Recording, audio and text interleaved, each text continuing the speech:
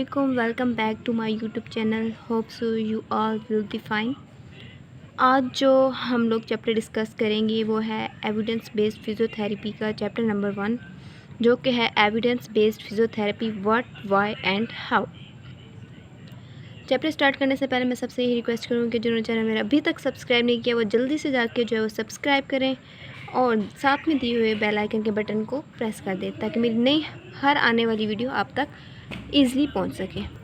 अब इस टॉपिक में जो है वो हम लोग डिस्कस करेंगे कि हमारे पास एविडेंस बेस्ड फिज़ियोथेरेपी होती क्या है और ये हाई क्वालिटी क्लिनिकल रिसर्च किस तरह से है, इसमें पेशेंट प्रेफरेंसेस का क्या मतलब है, प्रैक्टिस नॉलेज का क्या मतलब है और किस तरह से हमारे पास जो डिफरेंट फैक्टर्स है वो हमारे पास जो है वो क्लिनिकल डिसीजन मेकिंग को जो है वो इंटरप्ट कर सकते हैं। ठीक है, तो सबसे पहले उन्होंने ये बात की कि अगर हम चैप्टर का ही जो है वो देखें, नेम एविडेंस बेस्ड फिज़ियोथेरेपी, सबसे पहले जो है वो हमें पता होना चाहिए एविडेंस बेस्ड फिज़ियोथेरेपी है क्या। तो कहते हैं व्हाट क्या है, वाई क्यों है एंड हाउ किस तरह से है। ठीक है, तो वो यही कहते हैं कि एविडेंस बेस्ड फिज़ियोथेरेपी क्या है कि ये हमारे पास जो है ना ये हाई क्वालिटी क्लिनिकल रिसर्च है। अब हाई क्वालिटी क्लिनिकल रिसर्च क्या है कि हमें किस तरह से पता है कि ये हमारे पास हाई क्वालिटी रिसर्च है। ठीक है, उसमें बेसिकली क्या होता है कि हम लोग जो है ना वो डिफरेंट डेटाबेसेस से जो है ना वो सर्च करते हैं। ठीक है, सर्च करने के बाद डिफरेंट जो है वो पेशेंट से या पेशेंट एक्सपीरियंस लेते हैं, या हम लोग क्या करते हैं कि जो प्रैक्टिस नॉलेज होता है उसको देखते हुए जो है ना वो हम लोग जो है वो कोई ना कोई जो है वो एविडेंस हमें मिलता होता है, उसको देखते हुए कोई ना कोई जो है वो हम लोग डिसीजन मेकिंग करते हैं। तो उस डिसीजन मेकिंग को जो है वो हम लोग क्या कह रहे होते हैं कि ये हमारे पास जो है वो एविडेंस बेस्ड फिज़ियोथेरेपी है। तो सिंपल सी चीज़ है कि यही है कि ये हमारे पास हाई क्वालिटी क्लिनिकल रिसर्च है। ठीक है, और ये हम लोग कैसे ले रहे होते हैं, हम लोग जो है वो जो पेशेंट प्रेफरेंसेस को देखते हुए, प्रैक्टिस नॉलेज को देखते हुए, उसकी बिना पे जो है वो हम लोग जो डिसीजन मेकिंग करते हैं उसको हम लोग क्या कहते हैं, एविडेंस बेस्ड फिज़ियोथेरेपी कहते हैं। ठीक है, अब वो कहते हैं कि जो हमारे पास एविडेंस बेस्ड फिज़ियोथेरेपी है तो उसमें जो हमारे पास हाई क्वालिटी क्लिनिकल रिसर्च, उससे क्या मुराद है, क्योंकि हमने बात की कि हम लोग जो है एविडेंस बेस्ड फिजियोथेरेपी में जो है वो हाई क्वालिटी क्लिनिकल रिसर्च जो है वो देख रहे होते हैं। ठीक है, कुछ लो क्वालिटी क्लिनिकल रिसर्च भी होती हैं लेकिन कुछ हाई क्वालिटी क्लिनिकल रिसर्च भी होती हैं। तो हाई क्वालिटी क्लिनिकल रिसर्च से क्या मुराद है, तो उन्होंने कहा कि हाई क्वालिटी क्लिनिकल रिसर्च वो होती है जो हमारे पास जो है वो हमें क्वालिटी ऑफ जो है वो हमारे पास रिसर्च बता रही हो, एविडेंस बता रही हो। ठीक है, तो उसको बेसिकली हम लोग क्या कहते हैं कि ये हमारे पास जो है वो हाई क्वालिटी क्लिनिकल रिसर्च है और वो हमारे पास जो है वो वेल कंडक्टेड हो, बाइसनेस से फ्री हो। ठीक है, बाइसनेस क्या होते हैं, बाइसनेस ये होते हैं कि किसी एक ग्रुप को जो है हम लोग प्रायोरिटाइज़ कर देते हैं, लेकिन हाई क्वालिटी क्लिनिकल रिसर्च जो है वो फ्री ऑफ बाइसनेस वगैरह जो है वो हमारे पास होती है। इसमें जो है वो हम लोग पेशेंट एक्सपीरियंस को भी ले रहे होते हैं, प्रैक्टिस नॉलेज को भी देखते हुए जो है ना वो जो हम परफॉर्म करवा रहे होते हैं। इसमें हमारे पास वैलिडिटी भी होती है, रिलायबिलिटी भी होती है, ये सारी चीज़ों को मिला के जो हमारे पास एक रिसर्च होती है वो हमारे पास क्या होती है, हाई क्वालिटी क्लिनिकल रिसर्च होती है। Basically high quality clinical research हमें कैसे पता चलती है, ये हमारे पास एक पेटो स्केल है जो आप लोग आगे पढ़ोगे नेक्स्ट चैप्टर्स में, आपको बताऊंगी कि पेटो स्केल के बिना पे हम लोग बताते हैं कि अदर ये हाई क्वालिटी की रिसर्च है या लो क्वालिटी रिसर्च है, क्योंकि वहाँ पे हमारे पास जो 11 पॉइंट्स होते हैं पेटो स्केल में, अगर उनमें से हम लोग 8 पॉइंट्स जो है वो गेन कर लेते हैं तो वो हमारे पास क्या होता है कि वो हमारे पास हाई क्वालिटी क्लिनिकल रिसर्च जो है वो बन जाती है। अब उन्होंने बात की, हमने पहले ही बात की कि हमारे पास जो है ना वो एविडेंस बेस्ड फिजियोथेरेपी हमारे पास एक तो हाई क्वालिटी क्लिनिकल रिसर्च पे बेस होती है, दूसरा हमारे पास क्या है कि ये हमारे पास पेशेंट प्रेफरेंसेस पे बेस कर रही होती है। पेशेंट प्रेफरेंसेस के क्या कि हमने एक कोई पेशेंट लिया, ठीक है, अब हम लोगों ने जो है वो उस पर इंटरवेंशन अप्लाई करनी है। ठीक है, हम लोग सपोज वो बैक पेन का जो है वो पेशेंट है, ठीक है, तो हम लोग कहते हैं कि जो है ना उसको एक्सरसाइज से जो है वो ज़्यादा बेनिफिट आएगा, हम लोग एक्सरसाइज करते हैं, लेकिन वो दूसरी तरफ हमारे पास जो है अल्ट्रासाउंड का भी ऑप्शन है कि हम लोग अल्ट्रासाउंड वगैरह जो है वो अप्लाई कर सकते हैं, इस तरह से हॉट पैक्स वगैरह ये सारी चीज़ें अप्लाई कर सकते हैं। तो अब हम लोग जो है वो पेशेंट के एक्सपीरियंस को देखते हुए हम लोग जो है वो हम लोग करेंगे कि हम लोग जो पेशेंट का एक्सपीरियंस प्रेफर वो क्या किस चीज़ को प्रेफर करके, अदर वो एक्सरसाइज करना चाह रहा है या वो अल्ट्रासाउंड की तरफ चाह रहा है कि मुझे लिए जाए।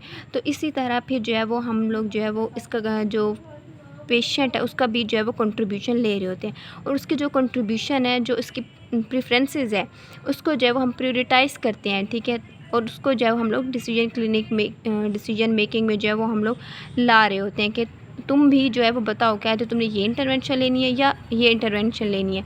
तो इस तरह से जो है ना वो हमारे पास जो है वो पेशेंट प्रेफरेंसेस जो है वो बहुत ज़रूरी है। अब पेशेंट प्रेफरेंसेस के लिए ज़रूरी है कि एक फ़िज़ियोथेरेपिस्ट जो है ना वो किसी भी पेशेंट के साथ जो है वो इफ़ेक्टिवली जो है ना उसकी कम्युनिकेशन स्किल्स होनी चाहिए कि उससे पूछे कि वो किस तरह से उसको फ़ील हुआ है, जो हमने इंटरवेंशन अप्लाई किया है वो इफ़ेक्टिव है या नहीं है। ये सारी चीज़ें जो है वो हम लोगों ने पूछनी है। इसके अलावा जो है कम्युनिकेशन स्किल्स होनी चाहिए, एम्पैथी होनी चाहिए, मतलब आराम से सुकून से जो है उसकी बात सुने, फ्लेक्सिबिलिटी होनी चाहिए टोन में। ये सारी चीज़ें होना जो है वो ज़रूरी है, ठीक है। तो बेसिकली इस सारे पेशेंट प्रेफरेंसेस में यही बात की हुई है कि जो है वो अगर एक कोई कंज्यूमर है, पेशेंट है, उसकी डिसीजन के लिए मेकिंग में जो है वो ग्रेट इन्वॉल्वमेंट होनी चाहिए, ठीक है। और जो है ना उसको अपॉर्चुनिटी देनी चाहिए कि वो जो है वो कंट्रीब्यूट करे, और फिर उसकी जो कंट्रीब्यूशन अगर वो कर रहा है तो उसको जो है वो हम लोग प्रेफरेंस भी देनी चाहिए। ये नहीं कि बस हमने ले ली उसकी जो है वो कोई भी जो है उसकी प्रेफरेंस को हमने ले लिया कि वो क्या चाहते हैं और उसको फिर जो है वो हम लोग साइड पे कर दें कि नहीं हम तो अपनी मर्ज़ी करेंगे। उसमें यह है कि फिर जो है वो हम लोगों ने उसको प्रायोरिटाइज़ करना है। नेक्स्ट चीज़ जो है उन्होंने यहाँ पे बताई है वो है जो हमारे पास प्रैक्टिस नॉलेज। अब प्रैक्टिस नॉलेज बेसिकली क्या है कि अब डिफरेंट फिज़ियोथेरेपिस्ट होते हैं, ठीक है। वो जो है ना वो कुछ फिज़ियोथेरेपिस्ट होते हैं वो न्यू होते हैं, ठीक है, उनको अभी अभी आए होते हैं क्लिनिक में। कुछ फिज़ियोथेरेपिस्ट ऐसे होते हैं जो काफ़ी टाइम से वर्क करें डिफरेंट जगह पे, जो उन्होंने अपनी क्लिनिकल जॉब की हुई होती है।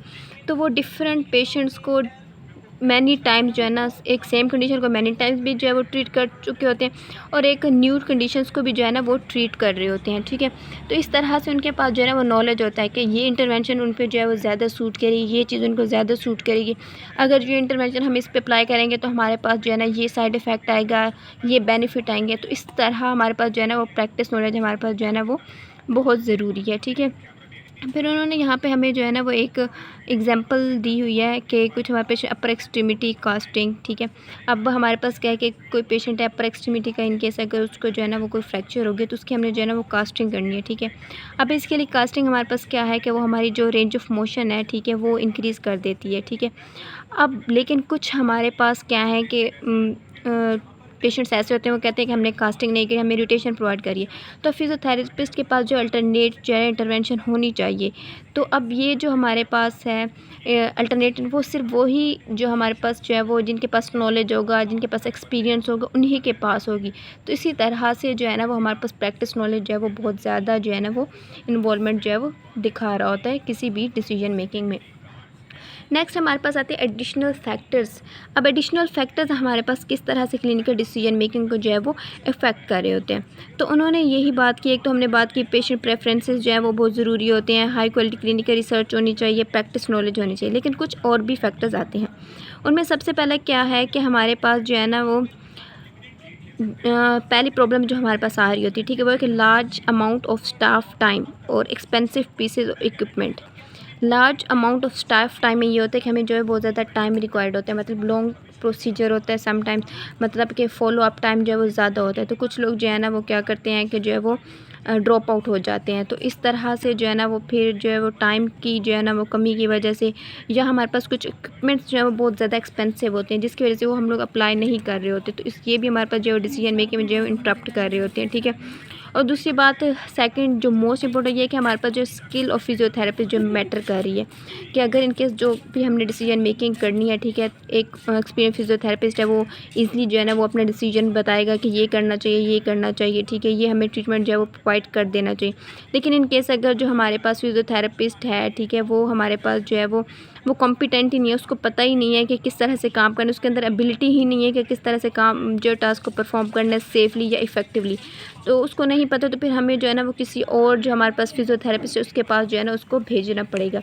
तो इस तरह से ये जो है ना हमारे पास जो इंटरप्शन जो है वो काज कर रही होती है। और नेक्स्ट चीज़ हमारे पास आते हैं, हमारे पास कल्चर, हमारा कल्चर भी जो बहुत इफ़ेक्ट करता है। अब कल्चर क्या होता है, अब डिफरेंट कंट्रीज़ हैं, ठीक है, उनके डिफरेंट कल्चर्स हैं। अगर पाकिस्तान में देखें तो डिफरेंट हमारे पास कल्चर्स हैं, ठीक है। अब हमारे पास इसी तरह से हमारे पास जो है ना ये कल्चर हमारे पास पेशेंट और फिजियोथेरेपिस्ट के जो एक्सपेक्टेशंस हैं, एटीट्यूड्स और इलनेस, उनको सबको जो है ना वो इफ़ेक्ट कर रहा होता है। बेसिकली होता क्या है कि अब डिफरेंट कल्चर्स होते हैं, ठीक है, उनकी अपनी हायरार्कीज़ होती हैं, उनके अपना कॉन्सेप्ट होता है, ठीक है। अब कुछ हमारे पास कल्चर्स ऐसे हैं, जैसे वाइट पीपल को हम लोग ले लेते हैं, वो ये समझते हैं कि हमारे पास जो है ना हमारी जो एरिया उसका ये इफ़ेक्ट आ रहा है, ठीक है। तो ये हमारे पास एरिया इफ़ेक्ट की वजह से जो है ना ये चीज़ हो रही है, ठीक है।